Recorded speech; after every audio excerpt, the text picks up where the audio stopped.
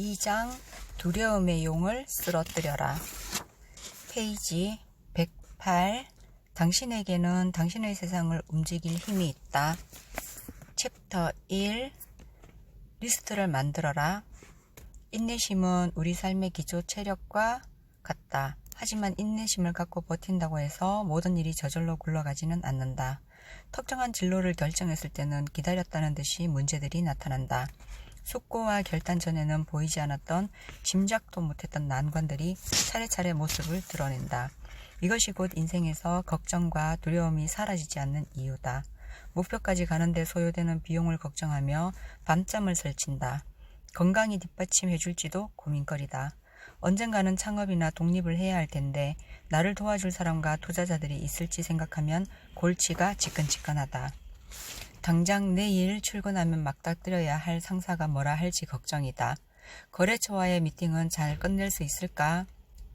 아이 유치원 학예회 참석은 어떻게 하지? 지금 직장을 그만두면 새 직장을 얻을 수 있을까? 걱정은 인간을 무력하게 만든다. 무력감은 모든 것을 파괴한다. 걱정과 두려움은 파괴적인 힘을 지니고 있다. 흔히 우리는 동료에게 이렇게 말하곤 한다. 나 지금 걱정 있어. 앞으로 이런 말은 다음으로 대체하라. 나 지금 해결해야 할 문제가 있어. 걱정은 있는 것이 아니라 하는 것이 정확한 표현이다. 즉, 걱정은 존재하는 대상이 아니다. 존재하는 것은 해결해야 할 문제, 갈등, 시련, 난관 등이다. 걱정은 허공에서 생겼다가 허공으로 사라진다. 존재하는 대상을 정확하게 가리키는 습관을 들이면 걱정이 획기적으로 줄어든다. 걱정은 하룻밤 사이에 태산처럼 커졌다가 1초 후 신기루처럼 싹 없어지기도 한다. 걱정에 대처하는 유일한 자세는 쓸데없는 걱정을 하지 않는 것이다. 물론 말처럼 쉽지는 않다. 하지만 분명한 사실은 걱정의 근원지는 우리 자신이라는 것이다. 어떤 문제가 발생했을 때 습관적으로 걱정에 매달리면 아무것도 해결할 수 없다. 뇌과학 연구자에 따르면 걱정을 하는 동안 우리의 뇌는 생산적인 움직임을 보이지 않는다. 따라서 문제가 발생했을 때 우리가 해야 할 일은 걱정을 바라보지 말고 문제를 바라보아야 한다. 문제를 직시하면서 걱정이 아니라 해결책을 생각해내야 한다. 걱정하지 마라. 당신이 걱정하는 일들 중 90%는 일어나지 않는다. 귀에 못이 박히도록 이런 말을 들었을 것이다. 맞는 말이다. 하지만 이 말이 우리의 걱정을 줄여주지는 못한다. 최소한 10%는 걱정하는 일이 벌어지니까 말이다. 쓸데없는 걱정이나 두려움에 사로잡히지 않으려면 그 걱정과 두려움이 쓸데없다는 것을 명확히 인식할 수 있어야 한다. 연금술사들은 말한다. 두려움에서 벗어날 수 있는 유일한 길은 두려움을 두려워하지 않는 수준까지 멘탈을 끌어올리는 것이다. 어떻게 해야 이것이 가능할까? 첫 번째 방법은 이미 말했다. 걱정이 아니라 문제를 직시하라는 것이다. 둘째, 걱정과 두려움을 다루는 방법이라는 리스트를 만드는 것이다. 이는 앞이 보이지 않았던 20대 시절 나를 구원한 방법이기도 하다. 당시 나는 끊이지 않는 걱정에 시달렸다. 떠올리기만 하면 순식간에 거대해지는 걱정에 눌려 소파에 박힌 채 몇 시간씩 앉아있기도 했다. 걱정이 망상으로 변해 숨도 못 쉬던 내게 어느 날 코치가 작은 노트를 건네며 말했다. 이 노트에 지금 자네가 가장 두려워하는 것이 무엇인지 적어보게나. 그리고 그게 왜 두려운지도 기록해봐. 가장 큰 두려움에서부터 사소한 걱정까지 낱낱이 적어야 해. 내가 가진 가장 큰 두려움은 미래에 대한 불확실함이었다.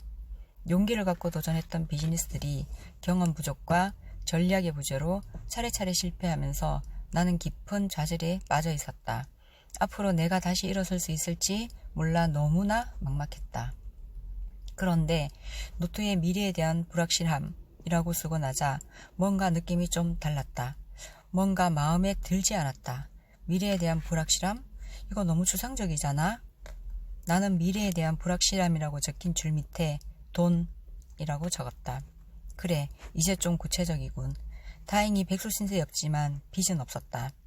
지금 내가 갖고 있는 돈과 실업급여 등을 계산해보니 앞으로 1년 정도는 백수로 살아도 굶어 죽지 않을 것 같았다. 당장 일을 하지 않고도 1년 정도 내 앞날에 대해 확고할 수 있는 시간이 있다고 생각하니 그토록 어둡던 마음이 살짝 전등이 켜지면서 약간의 여유가 생겼다. 나는 돈이라고 쓴 다음 그 옆에 웃음거리라고 적었다.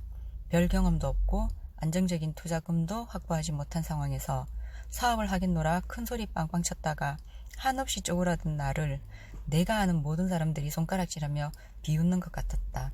쥐구멍에라도 들어가고 싶은 심정이었다. 다시는 문 밖을 나서지 못할 것 같았다. 웃음거리, 조롱거리가 될 걸 생각하니 이루 말할 수 없이 참담한 심정이었다.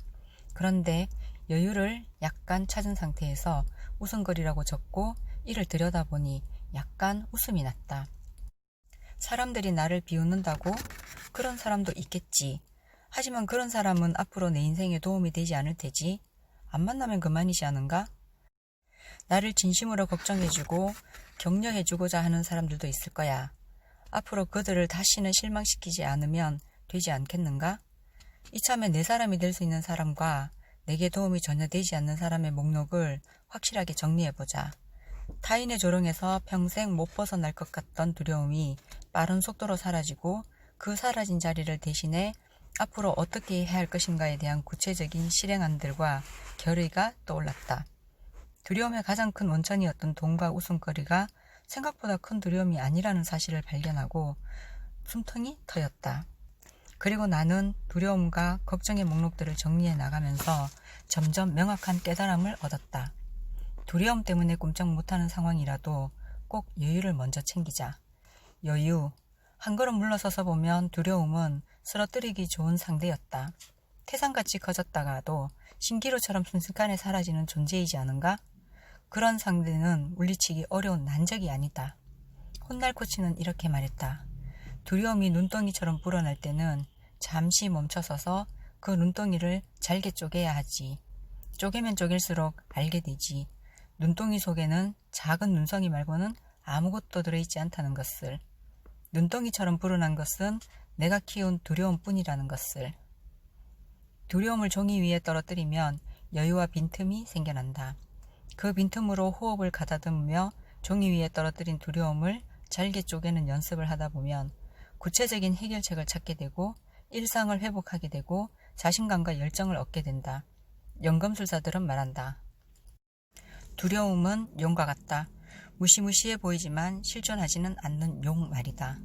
당신이 작성한 두려움의 목록은 매우 유용하지만 두려움을 완전히 제거해 주지는 못한다.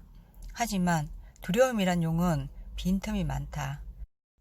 빈틈을 잘 공략하면 두려움을 완전히 없앨 수는 없다 하더라도 두려움을 잘 길들여 더 이상 두렵지 않은 것으로 만들 수 있다. 한번 작성한 리스트를 지속 업데이트하면서 목표를 향해 가라. 용이 나타날 때마다 업데이트된 리스트는 훌륭한 방어막이 되어줄 것이다. 알 수 없는 두려움이 엄습할 때는 리스트를 펼쳐 모든 항목을 큰 소리로 읽어보라.